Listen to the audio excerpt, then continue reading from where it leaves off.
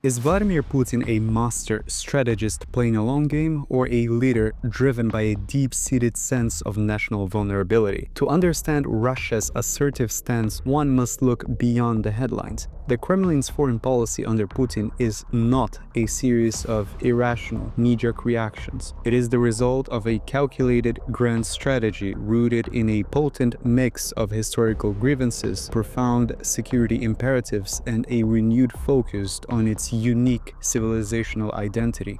In March 2023, the Kremlin published its new foreign policy concept, which articulates Moscow's foreign policy priorities and its long-term strategy. Although symbolic, it offers a fundamental understanding of Russia's assumptions to global events. It depicts Russia not merely as a state, but as a государство цивилизация, a country civilization, a unique entity with a millennium of history destined to be a Eurasian superpower and to maintain a multipolar world order. So, to truly understand Vladimir Putin's strategic realignment and its global consequences, one must explore Russia's history and dive into the geopolitical theories that have shaped its thinking for centuries. It is the convergence of these powerful forces, geography, doctrine, and ideology, that defines Putin's Russia and is actively redrawing the map of global power dynamics. If you're interested in learning more about what happens beyond the headlines, hit the like button and subscribe to the channel, because in our world, every move matters. The latest iteration of Russia's foreign policy concept signals a definitive end to the post-Cold War chapter, officially declaring a more assertive and intentionally independent path. The doctrine is built on the premise that the world is undergoing a revolutionary transformation toward a multipolar system, which Moscow frames as more just than the one dominated by the collective West. A primary theme is a sharp critique of what Moscow labels the, quote, colonial policies of the United States and its allies. The document accuses the West of attempting to preserve its global dominance through coercive tactics, including economic sanctions, meddling in the internal affairs of sovereign nations, and advancing destructive neoliberal ideological attitudes.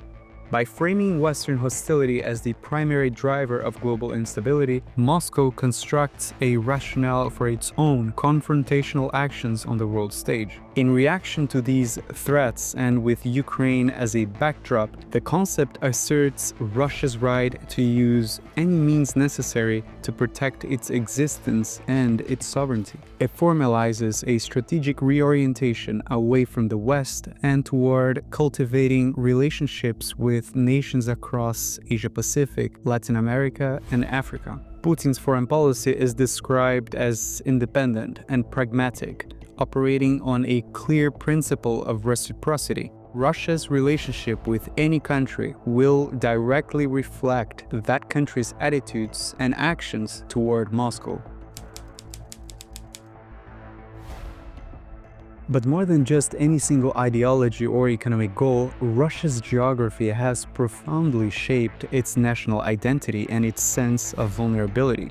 To understand Russia is to understand that it is, in many ways, a prisoner of geography. To its west lies the North European plain, a vast, flat region stretching from France to the Ural Mountains, which has historically served as an open highway for invaders targeting Moscow. While the idea of a large-scale land invasion may seem remote in the 21st century, for Russia it is a recurring historical trauma. Over the last 500 years, Russia has been invaded from the West repeatedly, by the Poles in 1605, the Swedes in 1708, Napoleon in 1812, and Germany twice in the 20th century. This history has instilled a powerful drive for strategic depth, a buffer zone of friendly or controlled territories that could absorb an attack before it reaches the Russian core.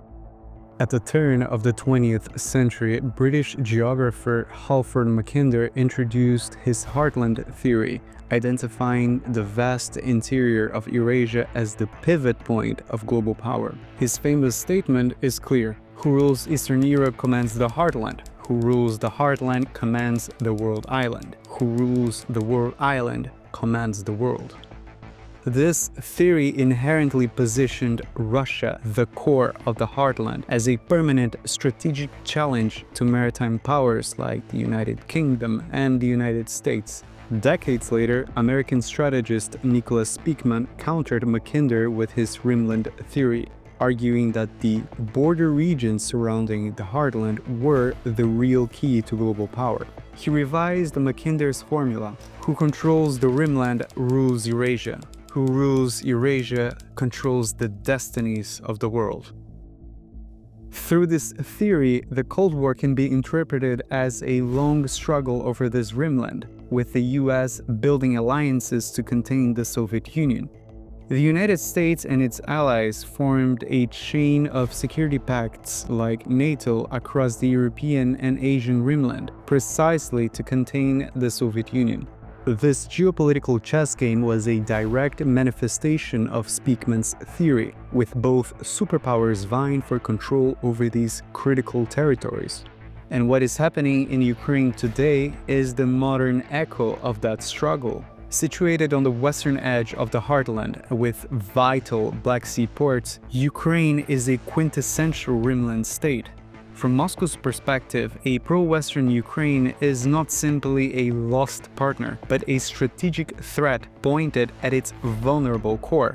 And this perspective extends to other former Soviet republics like Belarus, Georgia, and the Baltic states, which are considered crucial components of a necessary security buffer. For Moscow, the absorption of Estonia, Latvia, and Lithuania into NATO in 2004 was a strategic blunder that cannot be repeated with Ukraine. And given Ukraine's size, its proximity to Russia's core, and control of critical Black Sea naval bases, its membership in a hostile military alliance is viewed as an existential threat. For the Kremlin, exerting influence over these nations is seen as non-negotiable, imperative for self-preservation. This geographical anxiety creates a fertile ground for ideologies that give these security needs a higher, almost messianic meaning. The physical imperative for a buffer zone is thus reinforced by a worldview that recasts a struggle over territory as the defense of Russia's unique civilizational identity. Beyond the hard calculus of geopolitics, a powerful ideology provides a philosophical framework for Russia's foreign policy: Eurasianism. While the idea has a long history, its most visible advocate is the philosopher Alexander Dugin. His direct sway over the Kremlin is a subject of debate. While some have called him Putin's brain, others see him as a fringe figure whose importance is often overstated. Yet, rather than being driven by a single ideology, Russia's actions appear motivated more by a desire to secure its perceived geopolitical insecurities. Dugin's brand of neo-Eurasianism combines Russian nationalism, orthodox mysticism, and staunch anti-Westernism, advocating for a Eurasian empire led by Moscow to challenge Atlanticist powers. Central to this is the concept of Ruski Mir, the Russian world, a civilizational space extending beyond the Russian Federation to include all Russian-speaking peoples. This worldview puts forward a fundamental conflict between the land-based, traditionalist civilization of Eurasia and the sea-based, liberal, materialistic West. Understanding Dugin's ideology is less about proving his direct command over policy and more about recognizing the intellectual framework that gives Russia's geopolitical ambitions a sense of historic destiny and a moral imperative. However, Russia's goal may not be the direct reconstruction of an old empire. Instead, it seems to prefer a post-modern empire, one characterized by indirect control and a sphere of privileged interests. For Moscow, this approach aims for the best of all worlds, enduring influence with a minimum of direct responsibility. The convergence of Russia's 2023 foreign policy doctrine, its enduring geopolitical anxieties, and its nationalist ideology inaugurated a new era of direct strategic competition. These three pillars reinforce one another, creating a worldview fundamentally at odds with the liberal international order. This has given rise to a foreign policy that is more ideological, more assertive, and more willing to challenge established rules than at any point since the collapse of the Soviet Union. The current events in Ukraine are the most visceral consequence, but the true scope of Putin's strategy is global. It materializes in a deliberate effort to build a coalition of countries united by a shared desire to diminish Western dominance. This is the multipolar vision in action, a pragmatic assembly of partners who, for their own reasons, see value in confronting the US-led system. The foundation for the Kremlin's strategy is the no-limits partnership with China, a deep, pragmatic alignment that serves both nations' interests. Russia gains a vital economic lifeline through energy sales and technology access, while China secures its vast Eurasian hinterland, allowing it to focus on its own competition with the United States. The Sino-Russian bloc is the most significant challenge to the post-Cold War order. Their coordination in forums like the BRICS and efforts to de-dollarize trade by settling payments in their own national currencies are direct attempts to create an alternative financial architecture. Moscow's strategy extends to relationships of convenience with Iran and North Korea. The collaboration with Tehran has evolved to include military and technological dimensions, securing a key Middle Eastern partner for Moscow. Similarly, a renewed transactional relationship with Pyongyang provides Moscow with much-needed diplomatic and, above all, military support. So, these partnerships represent a concerted effort to dismantle the unipolar US-led system and establish a new global structure with multiple centers of power. From Moscow's perspective, these actions are a rational response to the history of perceived encirclements, as described by the geopolitical theories like the Rimland. The expansion of NATO to its borders is seen as the modern manifestation of this containment, and the drive for a strategic depth or a buffer zone remains a powerful motivation. By building its own network of allies, Russia is not only pushing back against what it sees as a hostile collective West, but actively constructing its own sphere of influence, echoing the concept of the Russian world and its destiny as a state civilization. The result is a Russian foreign policy that is more ideological, more cautious.